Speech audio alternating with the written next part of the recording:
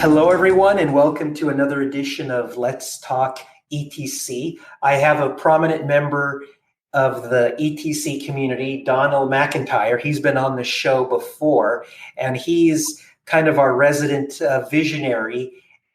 He's done a lot of good work, and he's going to be talking about his latest good works on the show. So welcome, Donald.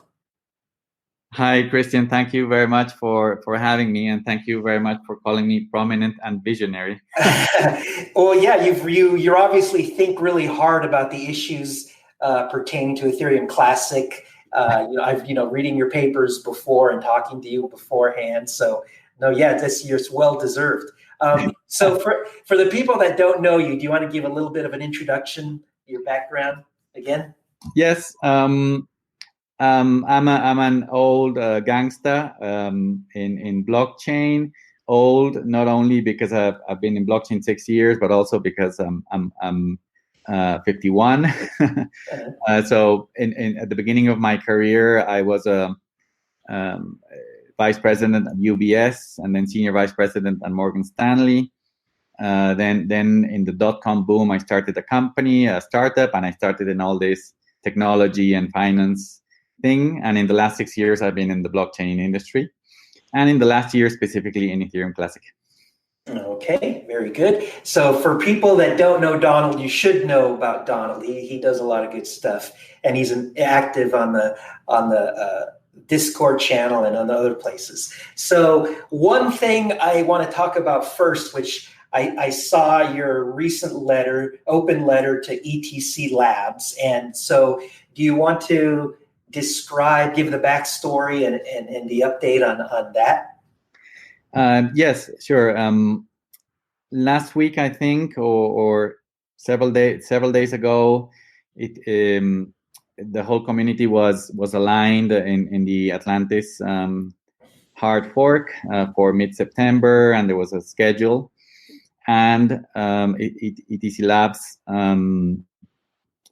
in the last week or in the last few days, I don't remember exactly, they wrote a blog post saying that the hard fork was in July 1st.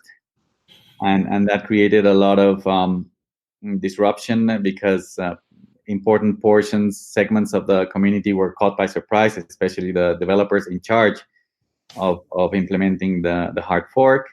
It's very difficult to communicate to exchanges and miners, who are the key stakeholders that have to be aware of these things. So changing the dates was disruptive, and because this was part of a pattern in ETC Labs in the last 6 or 8 months of doing some controversial things, I decided to write a letter rather than just clash on social media or on Discord. I decided to write a letter directly to the authorities of DFG, which is the parent company of ETC Labs and ETC Labs, to tell them in a way to point out which are the disruptive things that they have done lately in the last few months, and about this last move and how it creates a lack of coordination. And I also say, and this was the heart of the letter, that I think that they are the legitimate core developer team in Ethereum Classic. That is something there's no doubt today, and that is very good. And what we all want, all the stakeholders in the community, is for them to be successful. If they are successful, that means that everybody's successful. Right. It means that within permissionless environments and systems like Ethereum Classic, of course, anyone can come and try to gain the maximum market share that they want. But there's a balance between the market share of a single entity, especially with a lot of money and a lot of developers growing, and the balance with decentralization. In a blockchain system in particular, if you cross that threshold, then the whole system loses value. And if it loses value, it's not only bad for individual community members and participants and stakeholders, but also for that entity. So I just wanted to explain that in that letter, and that was the spirit of me writing it. Okay, yeah. So that kind of, when you said that there's a threshold, it kind of reminds me. You may have heard of the tragedy of the commons, right? So if we all like hunting deer, right? As long as we all cooperate and only hunt a few every season, then everybody benefits. But if somebody says, I'm going to get 100 deer this season, right? Then everybody is harmed by that. So hopefully the cooperation will be what is seen moving forward more and more then. It is. That's a very good observation. It's very good. It's very similar to the problem that you described, the tragedy of the commons. And I also want to clarify that the reaction of ETC Labs and DFG was positive. Ever since that letter, they have interacted with several other community members and stakeholders and entities like ETC Cooperative. They have come for the first time, I believe, to Discord, and they've been actively chatting on Discord and coordinating and giving their opinions. So the communication channels really started. And also yesterday they published a new blog post, and in that blog post they announced the new negotiated dates. So instead of July 1st, it was moved to August 1st. Okay. And that was announced in that blog post. And that blog post, the tone, and they mentioned all the community, so that their tone changed a lot. And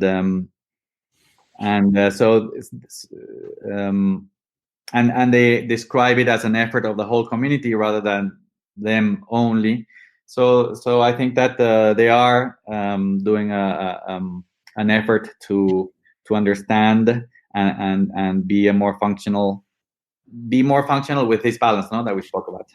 Right. Another thing that this reminds me of is like the Apache Foundation, the Hyperledger Foundation. So companies, even though they compete with each other, they can still cooperate to develop like an open source.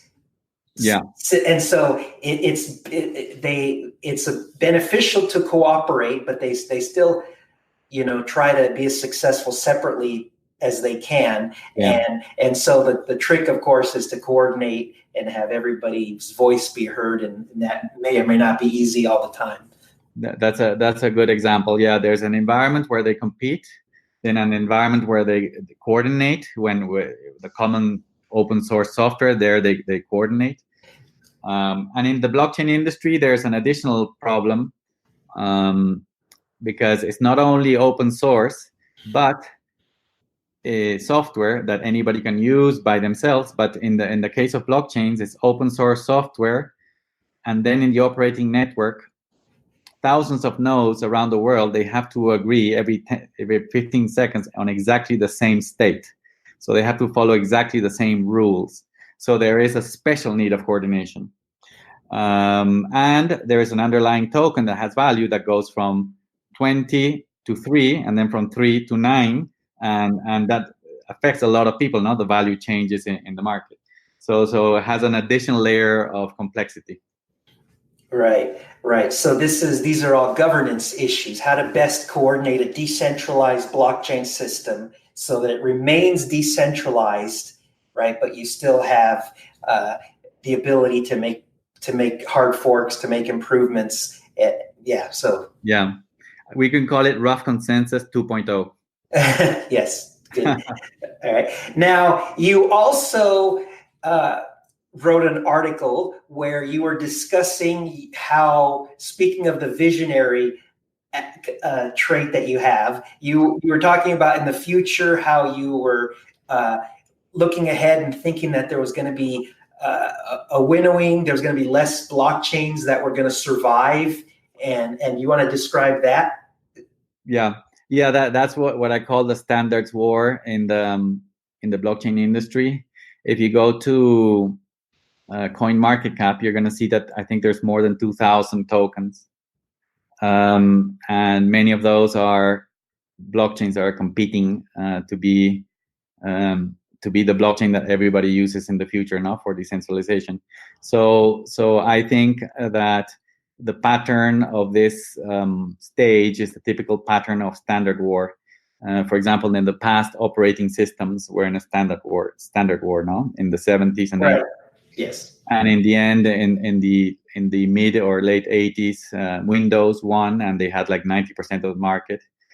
Today, they have like 80% or 70% of the market in the PC industry. No, then in the mobile phone, you had a standard wars between iOS and Android, because of the non-iPhone hardware. They have like 70% of the market, and the rest is divided between iOS that has a very important share and another one. So I think that it's analogous, and the reasons why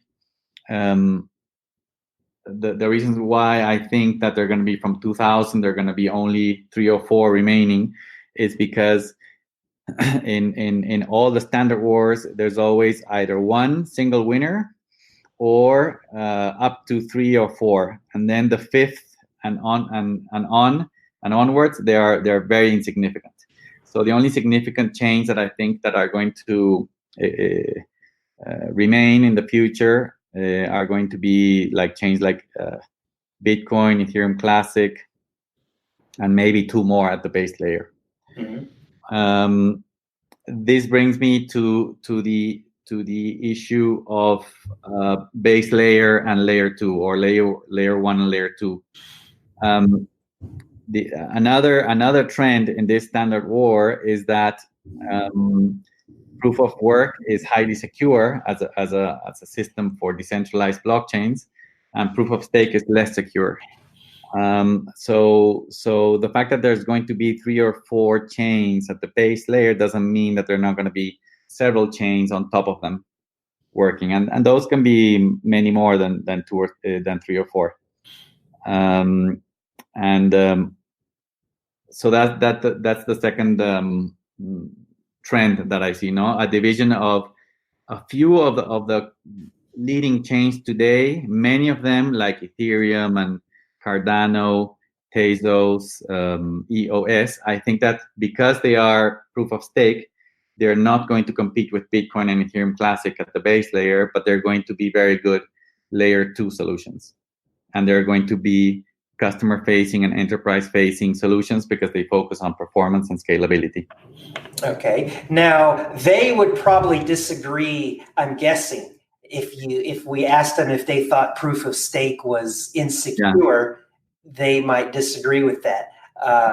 Absolutely. Yeah. They disagree and they write papers, etc. But the reality is that proof of stake, no matter from what angle you can see it, is less secure. First, because with 1/3 of the nodes attacking the network, the fault tolerance is 33%. In the case of proof of work, the fault tolerance is 50%. The second reason is because proof of work, the energy that was spent since Genesis is accumulated in the security wall. It's not that each block you start again from scratch, like in proof of stake. In proof of work, actually, the work that has been done, the computing work that has been done since Genesis until today, is accumulated, and to be able to reverse all the chain, you would need the 100% of the hashing power or more, and you would need like 200 days or a year to reverse the chain. Right. In the case of proof of stake, because it doesn't have that, just an agreement between the nodes, even worse in cases like EOS that are only 21 nodes, they reverse the whole thing in a second. Right. Now, so I've read papers where, because of concerns just like you've shared, some people propose hybrid chains where they have some proof of work and then some proof of stake. And then you had an interesting proposal where you recommended that these proof of stake chains, instead of being a hybrid chain, that they could use Ethereum Classic. That's right. That's what you mean by the base layer. So even Ethereum, when it switched to proof of stake, first added security, they could write information to the Ethereum Classic blockchain. I thought that was an interesting idea. Do you want to? Yeah, I think that the hybrid idea of having proof of stake as an additional security of proof of work, I think that in that direction, it doesn't work, because I don't think that clay can secure steel. Something that is weaker, I don't think that it can secure something that is stronger. Right. But the other way around, I think it is possible. Proof of work chains can provide services to proof of stake chains like Ethereum, US, Cardano, Tezos, etc., giving them two things. One is the security of proof of work, where they can peg their chains and do checkpointing on every block, or every 100 blocks, or once a week, or whichever way they want. And in that, their state would be pegged to the base layer and secured. No, everybody in the world wouldn't accept a new chain if it's not the one that is represented in the proof of work layer. Right. The other thing is the monetary policy, because base layer blockchains are so secure, then that means that their currencies are also more, I wouldn't say secure, but more valuable, and have less probability of being manipulated. So these layer 2 networks could actually integrate their currencies into the base layer and use the monetary policy of the base layer, instead of having the risk of the nodes getting together and increasing the token supply and stuff like that. Right. And for the people that don't know what pegging and checkpointing is, that's this wonderful, clever idea where you could be, and side chains take advantage of this idea too. It's where you're doing your experimentation. You can have a private blockchain, a proof of stake blockchain, whatever you want to do, and you can periodically copy the state to a proof of work blockchain like Ethereum Classic. And so what's amazing is the people that are doing the experimentation, they can get the benefits of all of that high security from a proof of work. Yeah, it's amazing because it's a two-way reading, no? Because they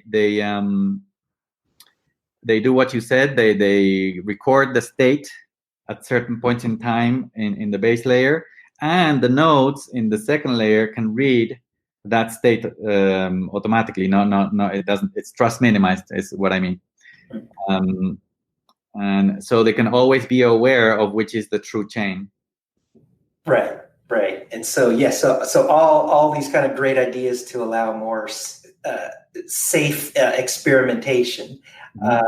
Yes, very good. Now, what do you think? Do you think that other chains will buy into this idea of using pegging, using checkpoints with Ethereum Classic and other chains?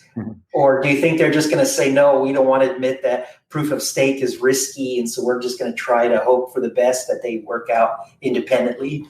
I think that my description of the standard war is that the current state, everybody wants to compete for the same most valuable position, no?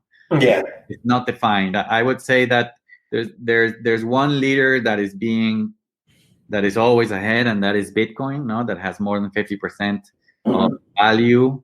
And in other metrics like amount of developers and amount of businesses working on it and nodes around the world, that they have many metrics that show that it seems that Bitcoin is establishing itself as one of the winners.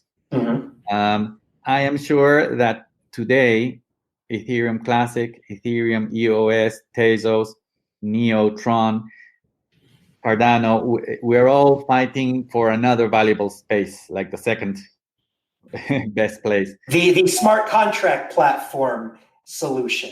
Bitcoin is the ultimate financial solution, or the first one at least. Yeah. And then so the next competition, the next trophy is for to be the general smart contract platform. Exactly. And I don't think that a lot of people are seeing that they can occupy a niche that they could start building now, instead of everybody trying to compete for this second place, which is only one, and we're like 20 trying to. Right. And the reason why I see that actually ETC is going to be the natural winner and it's going to happen just naturally is because ETC is going to stay with proof of work. And that means that it's going to be on par, not on par, but beside Bitcoin at the base layer, as a very inefficient, slow chain, but with Turing completeness and a very strong security model. So that is very good to complement Bitcoin that doesn't have those features, the feature Turing completeness, where the other chains can peg on top. Right. So answering your question, no, I don't think that the others psychologically can digest. For example, in Ethereum, I don't think that they can digest that of them thinking of themselves as a layer 2 chain, because they think that they have the whole solution from layer 1 to layer 2. And psychologically, to be a side chain, I don't think that they can digest it today. But I think that as the market evolves and it goes narrowing, they're going to see it naturally. It's going to happen naturally. Oh, so the narrowing is going to be forced on people whether they want it or not. Yeah. Yes. Yes. Okay. Yeah. Good. Now you also, so you have so many good articles on lots of different topics. You speaking of proof of work, you wrote an article on how it has division of power. The power is more decentralized compared to other consensus mechanisms. Do you want to elaborate on that one? I thought that was kind of a clever, interesting article. To close the previous topic, also in the Standard Wars, not only the proof of stake people don't accept psychologically that they're going to be layer 2, but the Bitcoin people don't accept psychologically that Bitcoin is not going to be the only chain in the world. Right. So to that, there's a third trend that I see, which is if you project a trend of 2,000 chains go narrowing in the future, and they're going to go to 3 or 4, if you continue that, the Bitcoin people say, and there's going to be only one in the end. What I tell them is that no, it's going to stop at 3 or 4, and that is because humans also have a natural desire or need to diversify risk. And yes, Bitcoin is not free of systemic risk. Bitcoin, not only the value in the market could go up and down and crash depending on the global economy, but miners could try to do bad things or make mistakes in the blockchain. Full nodes could adopt new rules and change the monetary policy. I mean, they're marginal, but there are systemic risks. Well, that's not even a hypothetical, because the Bitcoin miners are very centralized. Mm-hmm. And Satoshi didn't anticipate that people would make these application-specific integrated circuits, these custom chips, and that's now the only way to do effective Bitcoin mining. And so that's a concern. You have too few people doing a vast majority of the mining. Yeah, and we saw the other day the CEO of Binance saying, "Oh yeah, we're gonna recover the money that was hacked from my exchange. We're gonna reorg. I'm gonna talk to the miners." Yeah, exactly. Yeah. So, I don't know if miners are really centralized because we're gonna talk about the other topic that you asked me, but there are central. I mean, there are 4 or 5 companies that control mining. Yes, I agree. No, yeah, you're right. There isn't like a secret cabal where they're all conspiring. But hypothetically, if there was that desire, it wouldn't, in principle, it wouldn't be that difficult because there's so few. To collude, in hypothetically, as a threat model, I think it's correct. Now, before anybody gets too worried about that, they would be disincentivized from doing that because they would crash the Bitcoin price. So it's actually in their interest to cooperate and play nice. And, that's the game theoretical part. Right. So to close, Bitcoin people don't agree that Bitcoin is going to be the only one, but what I tell them is that it is not going to be the only one because people want to diversify, and Bitcoin has systemic risks. So the what you told me about proof of stake and division of power, proof of work and division of power, that article is when I was reading the papers of the early papers about distributed systems and fault tolerance. I read a paper from 1982, the famous Byzantine generals problem paper. Mm-hmm. And that paper and the previous paper by Lamport, he explains that in a distributed network, it is impossible to create a network with more than 33% fault tolerance area. He proved it mathematically. Mm-hmm. So I said, okay, if it's proven mathematically, then Satoshi Nakamoto didn't solve the Byzantine general problems. He bypassed the problem.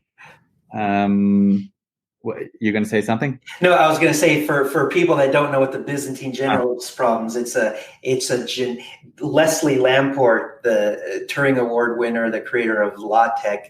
He thought of a clever way to describe the general problem where you've got a bunch of people trying to communicate over an insecure communications channel. And so the example he gave was generals surrounding a city, and they're trying to decide should they attack or retreat. Mm-hmm. And they can only communicate with messengers. And so you have to account for the fact that the messengers could be bribed, they could be killed, they could lose messages. Also, a general could be killed or could become rogue. And so you have all these potential faults in the system.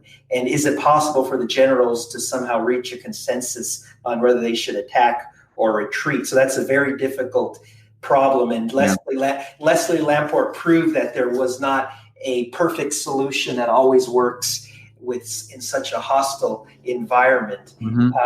And so this is why, of course, this applies to any situation where you have a lot of components that are communicating, such as in aircraft, in an automobile, in a rocket. And what people did do to mitigate the Byzantine generals problem is they will have massive redundancy. Like these Airbus airplanes have, so many thousands of pounds of wires, so that if one system breaks down, they have all these backups.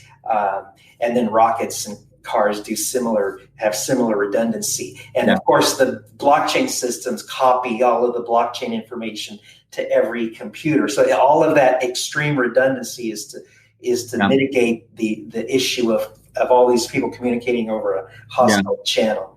What I see is that redundancy and many strategies to try to solve the Byzantine generals problem doesn't solve the problem of the 1/3 fault tolerance. They just minimize the chances of 1/3 of the components failing.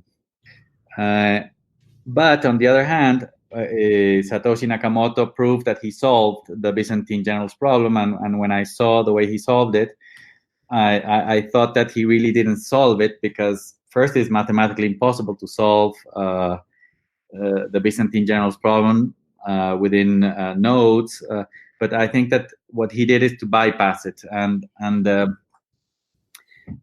what really he bypassed it really by creating an external signal that is received by all the nodes, similar to say that a gravitational wave on Earth comes from outer space, and nobody can manipulate that signal. So when it comes to Earth, anybody who has the instruments to capture it can capture it, and it doesn't matter if there's any of the participants honest or dishonest. It doesn't matter, because that signal is impossible to tamper with. So that's what I think that Satoshi Nakamoto did by creating mining. The miners have X amount of hashing power and have to produce a block within 10 minutes, given a certain problem, a certain difficulty. And once they do that, they send the block to all the nodes. and then the nodes, they just receive it, and according to their rules, if the miners prove that all the hashing power was used, and that all the transactions are correct, then the nodes accept it. So it's really a relationship between two parties. One party that sends an external signal, and all the nodes receive the same signal, and they reject it or accept it. What I see in this, if that is true, what I see then is that the nodes are one kind of participant in the network, and the miners are another form of kind of participant. And you see that today, that rivalry with the miners and the rest of the network. And that means that nodes could, if the miners behave badly or they are compromised or whatever, they can actually change the rules of the network and fire the miners. Mm-hmm. And for example, they can do that using a user-activated soft fork, or use a user-activated hard fork, or just changing the mining algo, which is a hard fork. Yeah. By changing the mining algorithm, for example, then all the miners, those miners are fired, and a new mining base has to be built. It is very traumatic, but I think that it establishes a true division of power, where the miners create the blocks, send them, and they are subject to this approval. And if they don't behave, they can be fired. So I think that is true division of labor. So one of the points you're making is that there's different core sources of power in a blockchain system. Yeah. Right. You said miners and then the users, for lack of a better term, the clients. But you also could have added the developers, the investors. Yeah. There's lots of different people that have power in a blockchain system that can exert their weight. Yeah, at the operating chain, the division of power is between two parties, which is the miners and the full node operators, because one checks the work of the others. And then, but the mining software and the client software can be modified, so that creates a balance of power, or the need of a balance of power in the social layer that includes the developers. Right, and even right now, that your example, one of how the users, the clients could exert power over the miners. There's discussion right now about changing the consensus algorithm of Ethereum Classic to the KEKAC hashing algorithm 256. So that would be an example of what you're saying, right? Where they're pushing this change to the miners and forcing them to either, evolve or get fired, essentially. The way I even thought that maybe to have the clients, the alternative algorithm already embedded in the client, and just make it a switch to turn it on whenever the nodes agree to fire the miners, would be a good idea. So that's why I support that effort to test in a different network, what I call Heinz Ketchup 256, and just to have it there as a test. It's already a way of signaling to the world and the miners that there is a real intent here to use that division of power. Right. And so it was one of your points then that proof of stake and other consensus algorithms wouldn't necessarily have that separation of powers? Yeah, exactly. One of the many reasons why proof of stake is less secure is that this separation of power doesn't exist. In proof of stake, 1/3 of a subset of the subset controls the network, or can disrupt the network. That means of all the nodes in a proof of stake network, only a subset are validators. And 1/3 of validators can disrupt the chain because it's the 1/3 Byzantine fault tolerance that they have. Not only that, those in proof of stake, to be able to be a validator, you need to have an account within the network in the ledger and you send the money to the ledger, and that once you stake your money, you can turn into this validator. Right. That means that the validator is inside the ledger with the full nodes. It's not an external entity that sends the block that can be rejected. In proof of stake, you are one of the peers, and if 1/3 of your class boycotts the network or tampers with the network or fails, then everything stops and they have to regroup again at the social layer and restart again. And if for some reason they wanted to do a user-activated soft fork or something like that, they can't do it because you are part of the ledger. Your account and your money is still in the new fork. If they fork 100 times, your account and you're a staker in 100 networks. It's not like proof of work where you can just change the algorithm and the same network continues with new miners. Right. I wonder if this proof of stake is going to be similar to the adoption of Internet Protocol version 6, IPv6. So we've been hearing, I think, about 20 years about how IPv6 was going to replace IPv4 on the internet. Mm-hmm. And there's always these problems. There's issues with transitioning. And so for about 20 years, I've been hearing about how, one of these days we're going to transition to IPv6. And all the practical issues make it so that it seems like it never happens. Now, I know it's going to eventually happen, but it's going to take a lot longer. You mean for Ethereum? In general, I wonder if proof of stake, the issues you're describing, if they're going to then discover maybe even more issues that they didn't anticipate. And so it's just going to take so long forever if there's ever going to be a viable proof of stake. Yeah, proof of stake, it has the weakness that I just described, and also the fact that the stakers don't perform work. So that means that there's no accumulated work, and it's easy to rewrite the whole chain in a second. And in proof of work, it's very difficult to rewrite the chain. You need 100% of miners to do that, and for 200 or more days to rewrite the chain. So proof of work has many benefits in terms of security. Proof of stake has the benefit of performance, but it has to sacrifice security for that. And that's why I think that the best model would be to put Ethereum on top and to peg that to ETC. Have the best of both worlds. You can have experimentation, but have the security of proof of work. Yeah. Yes.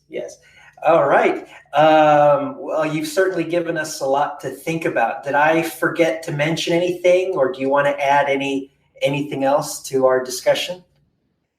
I think when we spoke about the standards wars, the three trends, which is layer 1, layer 2, then the fact that all network effect systems tend to very few players, so there's going to be 3 or 4 in the blockchain industry. Why not one like only Bitcoin? Because people are going to want to diversify. That's why I think it's going to be like 3 or 4, and because in the operating system industry, which is very similar to Turing complete blockchains, there are always 3 or 4 players in each system, in mobile, in desktop, and supercomputers, etc. There's always a few, not only one. Right. So yeah, we covered everything. Okay, very good. Well, thank you, Donald, again for another great show. I always appreciate it, and I'm sure our audience does too. So yes, best of luck to you until we chat again. Thank you, Christian. All right, bye-bye. Until next time, bye-bye.